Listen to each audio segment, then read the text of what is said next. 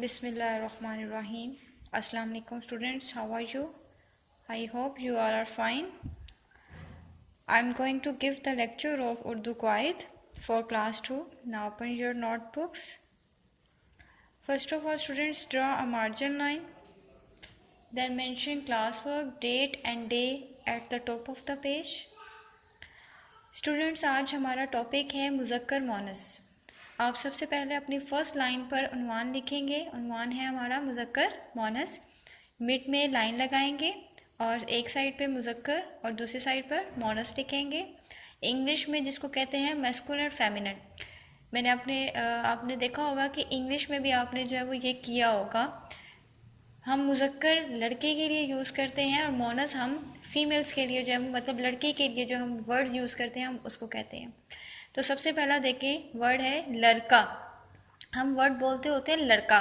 जब हम किसी मेल को देखते हैं या किसी यंग बॉय को देखते हैं तो हम लड़का कहते हैं। तो फीमेल में हम उसको कहते हैं लड़की। मोनस क्या होगा उसका? लड़की। नाना, नाना, नानी। नाना कौन है? हमारी जो वालदा हैं, वालदा के वालिद साहब जो होते हैं उसको हम नाना कहते हैं। ठीक है, मतलब जेंडर मेल है, हम उसको क्या कहते हैं? रिश्ते हैं ना ये नाना। तो नाना हम जो हैं वो मुज़क्कर हुआ और उसका मोनस क्या हुआ? नानी। नेक्स्ट है ताया।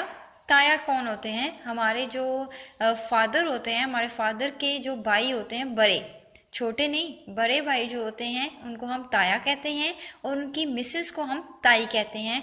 मुज़क्कर ताया और मोनस क्या हुआ? ताई। नेक्स्ट वर्ड देखें, चिरा। चिरा, चिड़िया। हम चिड़िया तो देखते हैं क्योंकि वो उसका जेंडर जो है वो फीमेल है, शी है, लेकिन अगर वो मेल है तो हम उसको कहते हैं चिड़ा। नेक्स्ट वर्ड है दादा।